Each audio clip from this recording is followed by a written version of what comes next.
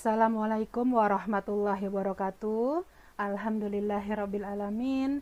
Pada kesempatan kali ini Ibu dapat berjumpa kembali dengan siswa-siswi SMA Martia Bakti. Mudah-mudahan kita semua dalam keadaan sehat walafiat. Amin. Siswa SMA Martia Bakti yang Ibu banggakan, pada kesempatan kali ini dalam kegiatan bimbingan belajar UTBK SBMPTN, Ibu selaku guru bimbingan dan konseling ingin memberikan layanan informasi mengenai perencanaan karir yang insya Allah dapat membantu kalian dalam mewujudkan cita-cita setelah lulus SMA nanti. Sebelum kita memasuki layanan informasi ini, ada baiknya kalian mengetahui tujuannya, yaitu agar siswa dapat membuat perencanaan karir. Anak-anak, sebelum kita melakukan kegiatan hari ini, ada baiknya kita membaca basmalah terlebih dahulu. Bismillahirrahmanirrahim. Nah, sebelum Ibu memberikan layanan informasi, Ibu ingin melihat ataupun Ibu ingin membuat kalian bersemangat dan lebih fokus lagi. Nah, di sini ada yang tahu ini gambar apa, Nak? Ya, benar. Ini adalah gambar sekumpulan biji kopi. Nah, supaya kalian lebih semangat dan fokus, Ibu ingin bertanya, bisakah kalian menemukan wajah ataupun raut wajah manusia? Nah, jika kalian bisa menemukan raut wajah manusia, coba tunjukkan pada Ibu dan berapakah jumlahnya. Nah, insya Allah ini kalian membutuhkan benar-benar ketelitian dan fokus. Nah, silahkan, Nak. Bagaimana, Nak? Apakah kalian sudah berhasil menemukan berapa jumlah wajah yang terdapat di dalam biji-biji kopi tersebut? Ya, benar. Alhamdulillah. Ya, jumlah wajah yang terdapat dalam biji-biji kopi tersebut adalah ada 3 gambar wajah. Alhamdulillah kalian bisa fokus dan teliti. Oke, sekarang mari kita mulai memasuki layanan informasi mengenai perencanaan karir. Semoga kalian tetap fokus dan bersemangat. Dalam perencanaan karir, ini terkait dengan hal memilih program studi khususnya di perguruan tinggi. Nah, seperti yang kalian harus tahu, dalam memilih program studi di perguruan tinggi tidak boleh dilakukan secara asal-asalan atau dengan tidak mempertimbangkan berbagai hal. Hal tersebut dapat membuat kesalahan yang akan berakibat tidak baik dalam prestasi ataupun masa depan yang kalian inginkan. Nah, pada kesempatan kali ini Ibu akan memberikan informasi terkait apa saja yang harus kalian pertimbangkan dalam memilih program studi di perguruan tinggi. Yaitu yang pertama adalah bakat dan minat. Nah, Ibu paham bahwa pada masa SMA ini kalian tentu masih merasa kesulitan, apa sih bakat saya, apa sih minat saya yang selama ini ada dalam diri saya sendiri. Nah, untuk membantu kalian menemukan jawaban tersebut, ya, kalian bisa melakukan beberapa hal.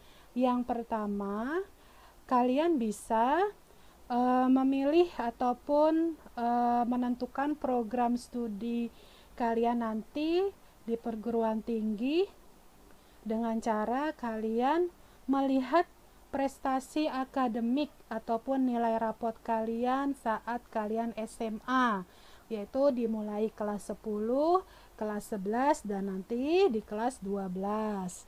Ya, kalian bisa cek satu persatu mata pelajaran manakah yang kalian sangat mampu ataupun yang kalian kuasai. Nah, dari situ kita bisa melihat bakat kita itu ada di mana gitu. Bakat kita ada di bidang apa, ya. Nah, jika misalnya kita sudah menemukan bakat, pasti namanya bakat, pasti kita akan memiliki minat. Kita merasa senang, merasa suka melakukannya gitu. Misalnya kalian senang untuk mengerjakan matematika, bersemangat matematika, fisika. Nah, pasti kalian akan minat dengan mata pelajaran itu. Sehingga dengan otomatis nilai-nilai kalian pun juga akan lebih baik daripada nilai-nilai mata pelajaran yang lain. Nah, dari situ kita bisa melihatnya. Selain dari nilai rapot, bakat dan minat kita juga bisa diukur dengan cara tes psikologi yang sudah kalian lakukan waktu itu di kelas 10, ataupun kalian ingin mengetahuinya lebih dalam lagi ataupun ingin mengetahuinya lagi, nanti kalian bisa mengunjungi biro konsultasi untuk mengikuti tes psikologi ataupun psikotes. Nanti dari situ muncullah hasil dari uh, tes yang sudah kalian lakukan, bisa terlihat bakat dan minat kalian ini apa saja ya. Jadi hal pertimbangan yang pertama dalam memilih program studi itu harus melihat bakat dan minat terlebih dahulu, jangan sampai tidak sesuai ya nak. Pertimbangan yang kedua adalah cita-cita. Nah, setiap orang pasti memiliki cita-cita ataupun mimpi sejak kecil. Nah, termasuk kalian. Bisa misalnya kalian memiliki cita-cita waktu kecil menjadi dokter, menjadi guru. Namun seiring waktunya berjalan dan kalian semakin dewasa, juga mengalami pengalaman, melihat sekeliling lingkungan kalian, kemungkinan cita-cita itu berubah pun juga besar. Nah, cita-cita sendiri ini mencakup tujuan dan impian yang hendak diwujudkan. Jadi tidak bisa diremehkan. Karena apa? Dengan kalian memiliki cita-cita, kalian pasti akan termotivasi untuk mengerahkan segala potensi dalam diri kalian secara maksimal agar bagaimana cita-cita kalian ini dapat terwujud. Kalian juga bisa fokus. Misalnya kalian ingin menjadi dokter.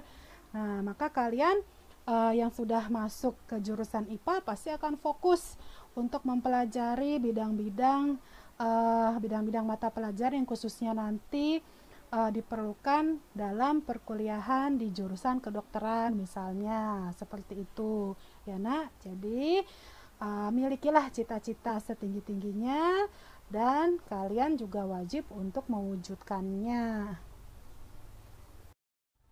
Pertimbangan yang ketiga adalah restu orang tua. Nah, mungkin kalian pernah mengalami, yaitu pilihan kalian dan orang tua saling bertolak belakang. Sebenarnya hal ini tidak akan terjadi apabila di antara kalian dan orang tua saling mengerti. Banyak orang tua yang menginginkan anaknya untuk masuk program studi tertentu, namun anaknya ingin masuk program studi yang lain. Nah, apabila kalian saling terbuka di antara anak dan orang tua, tidak akan terjadi perbedaan pendapat.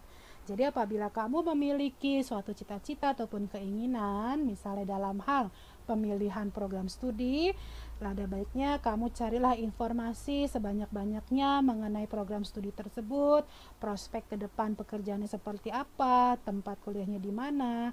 Nanti saat kalian sudah mengumpulkan informasi hal itu, ada baiknya kalian menginformasikan, komunikasikan dengan baik dengan kedua orang tua kalian, sehingga kedua orang tua kalian merasa yakin bahwa kalian telah mandiri dan dewasa untuk memutuskan perihal program studi yang kalian inginkan.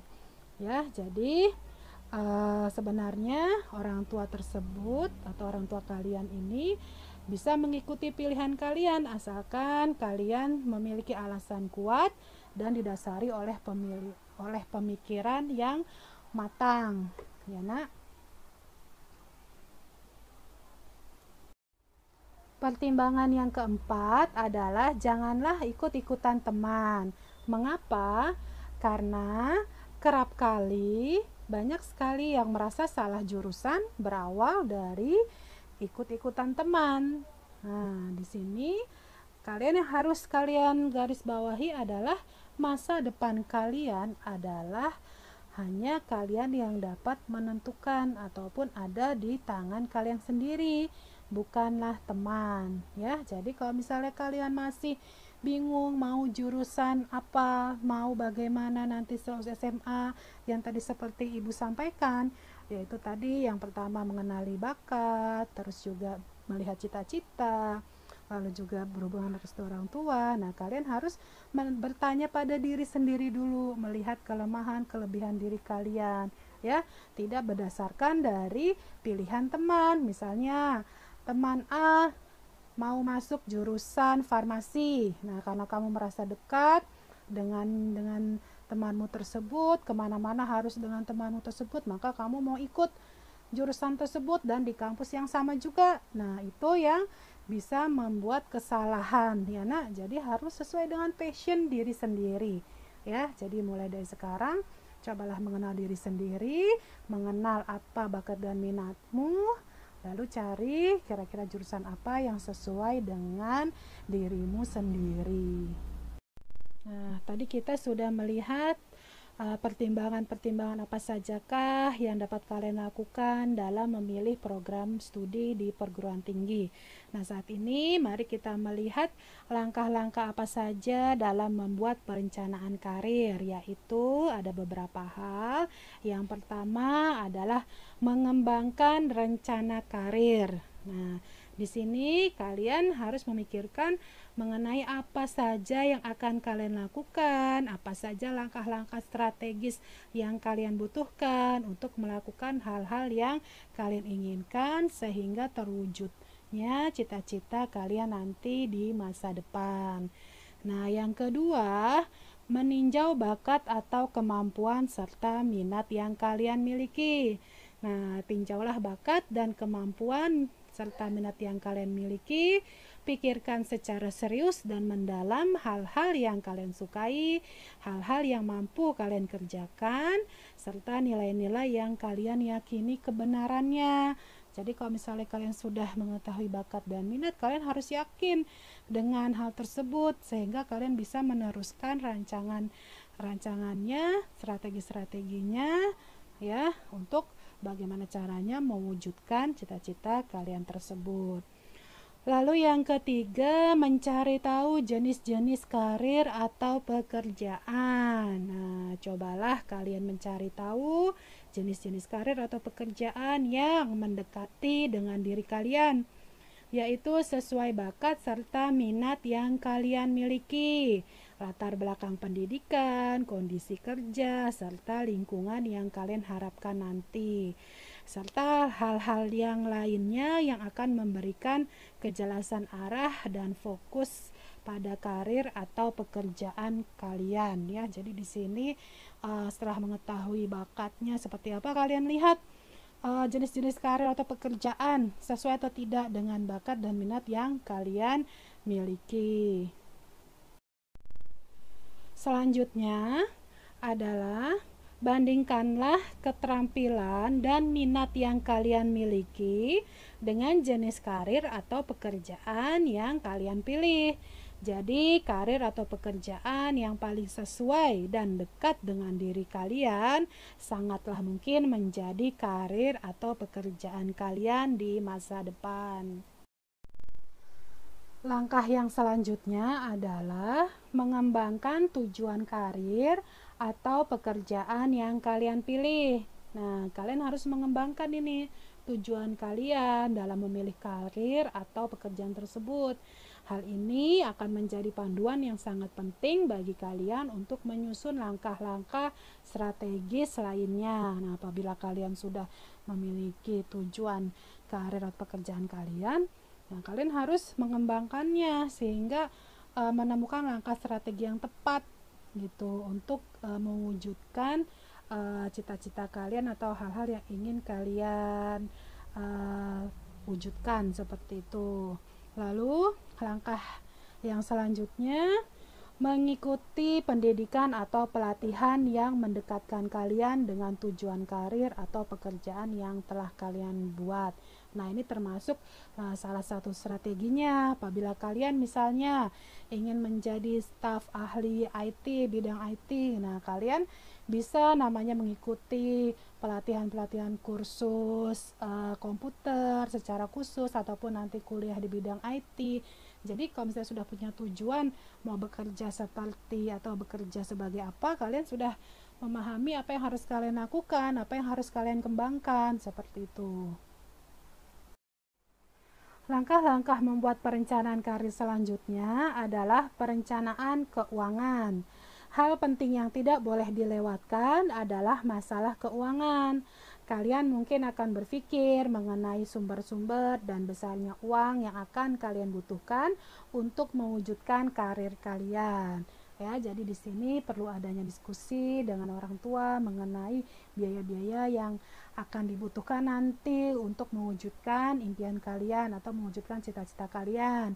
Dimulai dari biaya pendaftaran kuliah, biaya kuliah itu sendiri, mungkin kalau misalnya kalian mau kos, biaya hidup selama kos, ataupun biaya buku-buku kuliah, seminar-seminar, ataupun pelatihan-pelatihan, itu yang harus kalian pertimbangkan, harus kalian rencanakan dengan matang. Nah, apabila ada kendala dengan masalah keuangan, nah kalian di sini bisa mencari informasi sebanyak-banyaknya, yaitu program beasiswa untuk kuliah.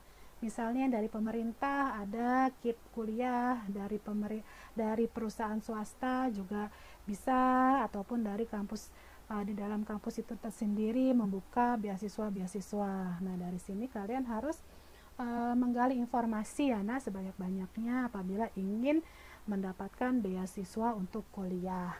Nah, langkah yang terakhir yang bisa kalian lakukan adalah mencari informasi dari beberapa sumber yang kalian yakini dapat membantu memberikan penjelasan dan arahan mengenai karir atau pekerjaan pilihan kalian. Nah, informasi di sini bisa kalian dapatkan, bisa dari informasi dari internet, bisa dari pengalaman orang tua, maupun pengalaman sanak saudara, tetangga, atau kenalan yang kebetulan profesinya atau pekerjaannya sesuai dengan yang kalian inginkan. Nah, kalian harus benar-benar untuk membuka wawasan kalian sebanyak-banyaknya ya, mengenai karir yang akan kalian pilih nanti.